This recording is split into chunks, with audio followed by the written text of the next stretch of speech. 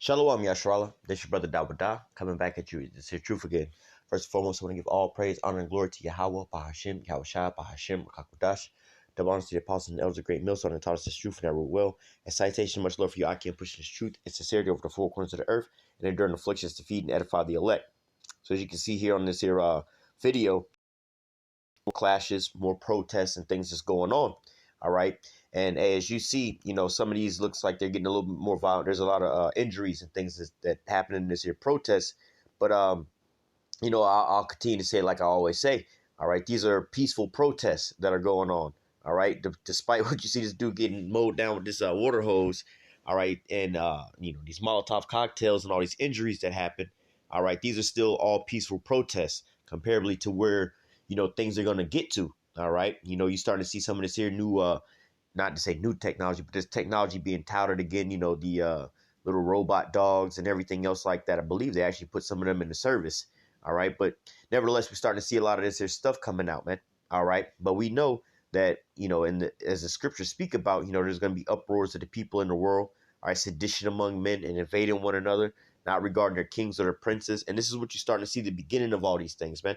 All right. Leading all the way up to what? Jacob's trouble. All right, as this here protest is dealing with what, the how they say raising the retirement age. All right, 2 years. What is it, 62 to 64? We can read this here article. We'll read a little bit of the article, but I believe it's from 62 to 64. Yep, from 62 to 64. But nevertheless, it's all going back into what? Economic issues, right? Same thing that you have, and another thing that to think about here is with these things they call here in America they saying that America is just one. Let me slow down and give you how this picture is stacking up. So these things are happening over what? Financial situations, over the working ages and everything else like that. And what you have to understand is about their population and the working age and how many people, like they have a 0% population growth. So basically, put it long story short, you have a lot of people that are getting of age to when it's time to retire, and not enough people to replace their system to feed into that. You have almost the same thing that's going on in America with the what do you call it? The Social Security. Social Security is running out. All right, and this is something that most Americans aren't taking into consideration as well too. All right, but nevertheless, all these things is leading to what? Protests and uproars, right? Now they signed something in a law here in America about going into these sweeping governmental powers, which will lead to things basically like when things get out of hand, martial law and everything else like that. But nevertheless, as you see, the banks and stuff is collapsing here in America and everything else like that. People are uproaring about those things as well. But nevertheless, there's a ticking time bomb that you have coming up here in America, where they have either you'll have a what do you call like a climate shutdown, all right, for certain things, or another pandemic type scenario that's on the edge, all right, or it could be a how do you call it, a environmental issue, all right, with all these train derailments and things like that. So America's prepped and primed for the same thing to happen as well too, all right. You're already squeezed to to the limits when it comes to finances, man, all right. But we starting to see these things all over the earth. But as the scriptures speak about, things are going to get way, way, way worse than this, man. That's why I say these are what you call peaceful protests, all right? Because once the governments start putting people down for real, then you're going to start seeing, hey, there's no turning back. But that's when the governments have pushed the peoples all the way to the limits where the people become violent, man, where they pick up swords and start going after the government.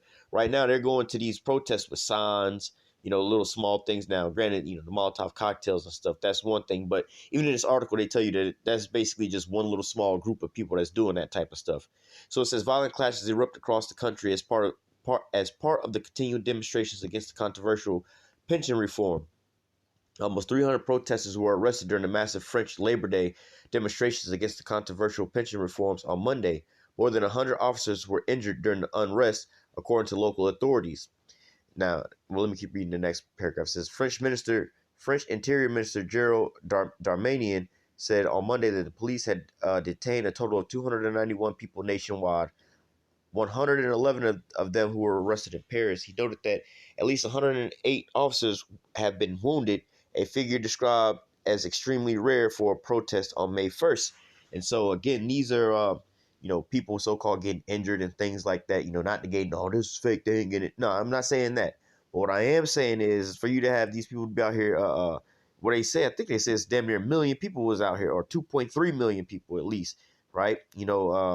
Let's say between 782,000 and 2.3 million people, right? And only 100 people got hurt. You know what I'm saying? So that's really a quote unquote a peaceful protest, right? You can have people be stumbling, falling, tripping over things and hurting their ankle and stuff like that.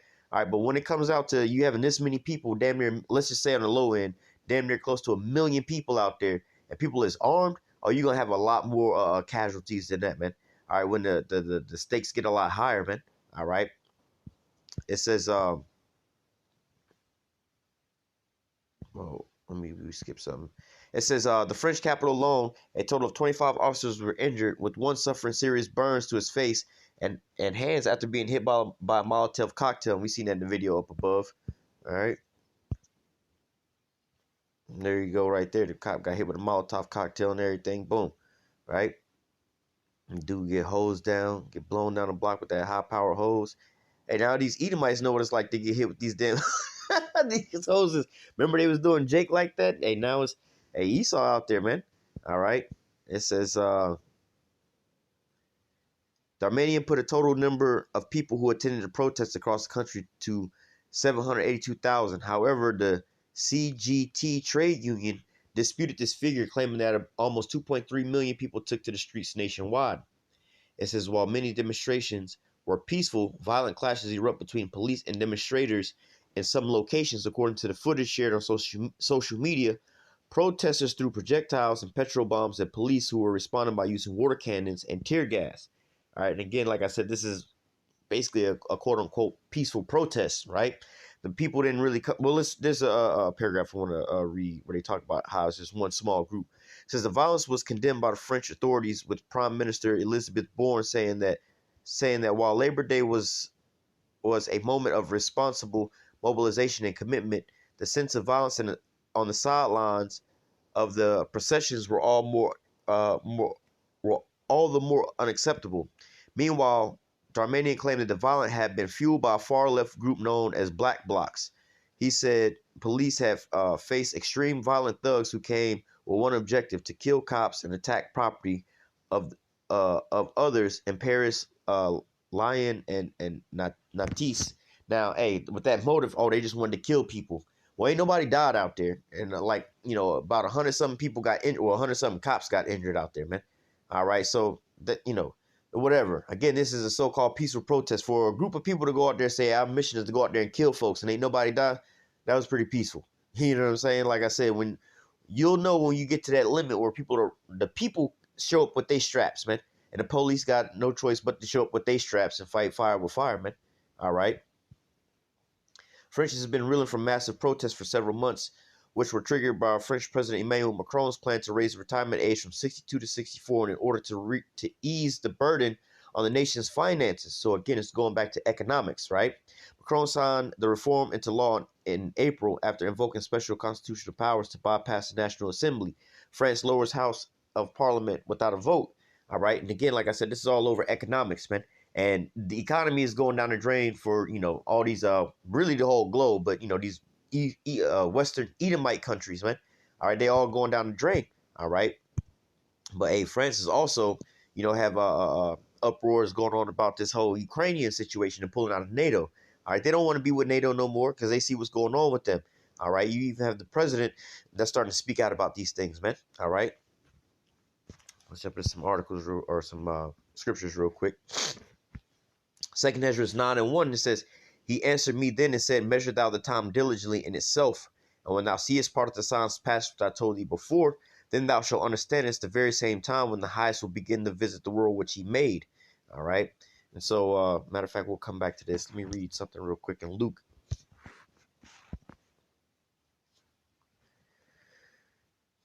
And as part of the signs, right, it says, Luke 21:25, and there will be signs in the sun and in the moon and in the stars, and upon the earth distress of nations with perplexity and seas and waves roaring. Now, how you think about how are you going to solve the plan, right? I was watching a little short documentary on this as well too, about the problem in Europe, and what they're facing with this retirement situation, especially in France. Like I said, you have a greater number of people that's going into retirement age. So first of all, let's talk about how this here system works, right? And you think about like Social Security and all that stuff, and this is not like you paying into your own account. You know, one of the differences that make a difference between the Social Security, payments that you make on your paycheck versus like a 401k, right? A 401k is like, in layman's terms, right? You got, if you know what the Robinhood app is or the Webull app, you go on there, you buy your own stocks and shit like that. You figure it out what you finna go do. You put your own money in. That's the same thing as a 401k. The only difference is your job is instead of you downloading this little app, your Robinhood app, whatever app you got, your job is setting it up for you basically, right? And they'll go and they'll pick the stocks that you have. So you put money in, and sometimes, depending on your job, they'll put money in to match up to a certain percentage. But at the long story short, this is an account that you have. Like I said, it's like your Robinhood account, right? That you paying into your own account that you can withdraw back from, right? Now, when people lose money in their 401k, it's because, let's say that in your 401k, you didn't bought, or they bought for you stock in, let's say, Tesla, right? That's the only stock that you have. Now, Tesla falls by 50%, right? Now, you got $1 million worth of Tesla stock, and Tesla stocks fall by 50%.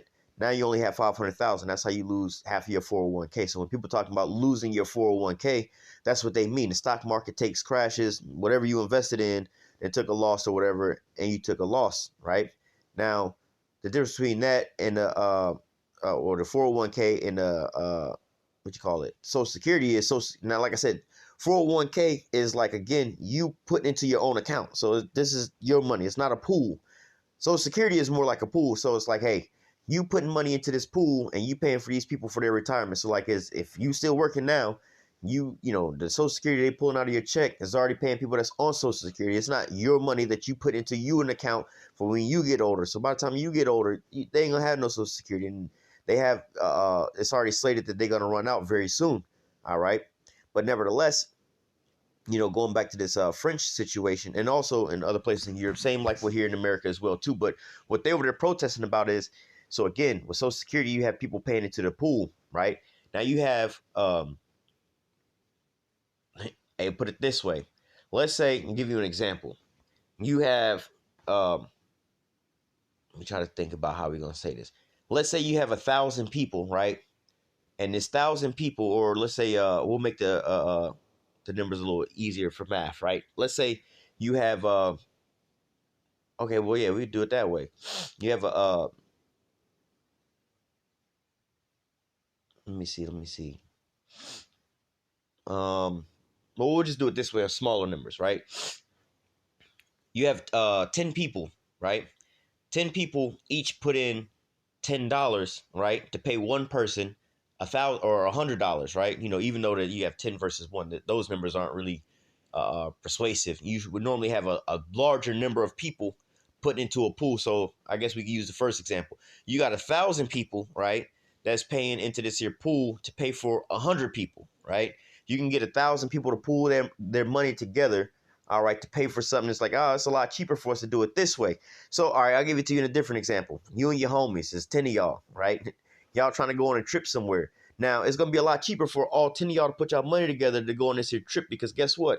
It's cheaper for all 10 of y'all to go get a big-ass Airbnb, for all of y'all to stay up in there. So now your housing costs, man, I only spent, $50 on housing versus $100 a night on a hotel room per person, right? So, like, again, for instance, right, you go on a trip somewhere, you and all your homies, it's 10 of y'all. Now, all 10 of y'all can all each go out and go get you a hotel room, but the bill for that, 10 of y'all paying $100 a night or something like that, you know what I'm saying, for 5 nights, you know what I'm saying? That's a lot of money versus, all right, we're going to just go all get an Airbnb. So 10 of y'all paying $100 a night, that's $1,000 for 5 nights. It's $5,000. Y'all could have rented a damn Airbnb for, let's just say y'all rented an Airbnb for $1,000, right? Everybody saved them. They put, you know what I'm saying? You put it in a little pitch. But now let's reverse this. Let's say you got one person trying to rent some big ass Airbnb. It's too, like, bro, we can't afford that. Or one person trying to get 10 hotel rooms. You see what I'm saying? It's just too much. So right now you have more people entering into the retirement age to collect Social Security, all right, and not enough people at a younger age paying into the Social Security, right? So how do you fix this here problem? Well, part of what they say is, look, we'll bring in immigrants and pay immigrants to come into the country to pay for Social Security and while they go to work.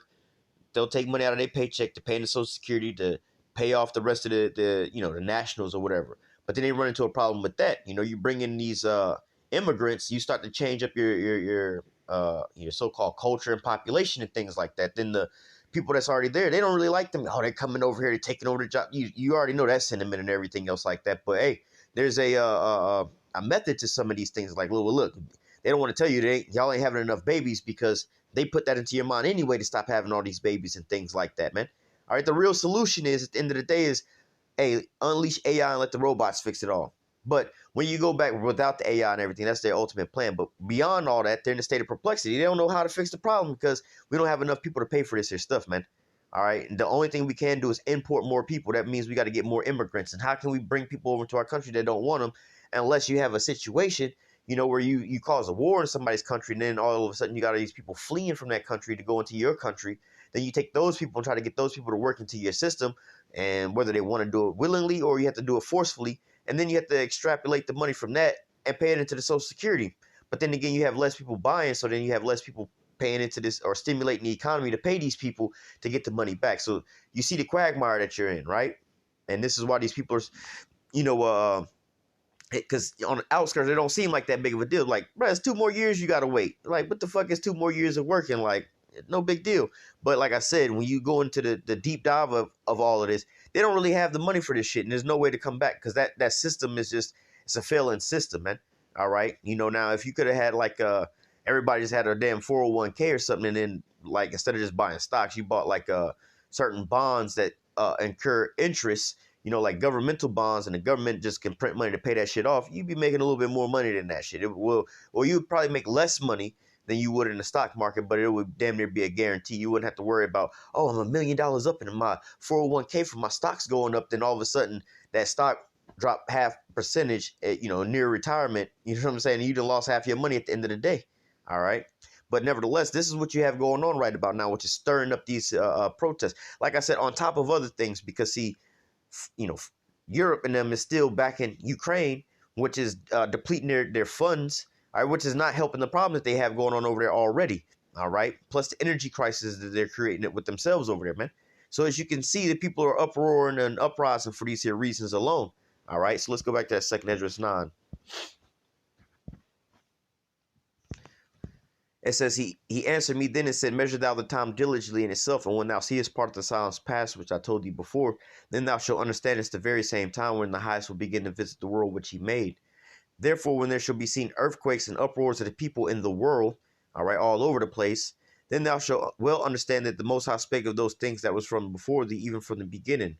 For like all that is made in the world hath a beginning and the end is manifest. So right now, here we are, we see in the end is being made manifest right before your eyes. All right, all these things. Well, let's read verse 6. Even so, the times of the highest have plain beginnings and wonders and powerful works and endings and effects and signs. So we're seeing the signs and the effects of the end. All right, we're seeing all these people uproar, all these people protest, all these systems start to collapse. All these people, wars and rumors of wars all over the globe. We know what time it is right about now by measuring the time diligently, man. I speak about this all the time, in the videos in that camp about, measuring the time diligently and looking at these prophecies, man.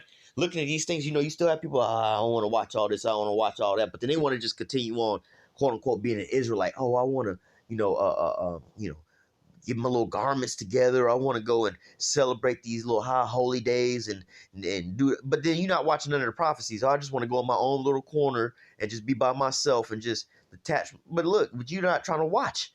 How the hell you going to get caught like a thief in the night while you over here trying to just be by yourself, cutting yourself off in the goddamn corner? It's not stopping these curses. It's not stopping these prophecies from happening, man.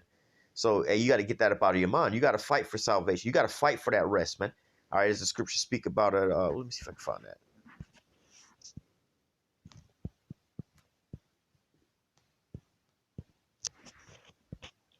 Well, actually, let me read this first. What is it? Hebrews 6:10, it says, for Yahweh is not unrighteous to forget your work and labor of love, which you have showed towards his name, and that you ministered to his saints and do minister. And then for you to be able to minister, you have to do what? To be able to watch, right? Well, you have to be watching. You have to be able to see what's going on. Make the write the vision and make it plain upon tables that he may run that readeth it, right? Let's read this Hebrews 4 and 11. All right, it says, "Let us labor therefore to enter into that rest, lest any man fall into the same example of unbelief." So hey, you have to work for that rest. You can't just, oh, I found out I'm an Israelite, I'm gonna just go and find me a fucking corner in a cave, or build me a little cabin in the woods, and I'm gonna just sit out here and just, hey, I'm gonna just, hey, that's it. You know what I'm saying? I'm gonna just be thankful to God and just live out here and off grid, and I ain't gonna watch the news. I ain't gonna see what's going on. I'm just detached from the whole world and everything. All right, so then your ass ain't gonna hear the missile alarm going off. And when I say the missile alarm going off, I ain't talking about these cell phone alerts and this, real sirens. I'm talking about the prophets, man. All right, because we read about measuring the time diligently in itself. All right, so how the hell you gonna know what is what and who is who and where is where? Like scriptures speak about. And we're gonna close out. We're gonna close out. Matter of fact, yeah, we'll just close out now. But I'll quote it. In Isaiah, what does it say? Wisdom and knowledge should be the stability of that time, right? So going into these things, man, you have to be able to understand how to move into these times that we coming in. I'll quote this one as well too about, there's two more precepts. There's gonna be a time like never before that was on the face of the earth. All right, and except those days will be shortened, there should be no flesh saved. But for the elect's sake, those days should be shortened. So as we're approaching a time like what you read about is what Jacob's trouble. All right, you want to be aware of what's going on around you, man.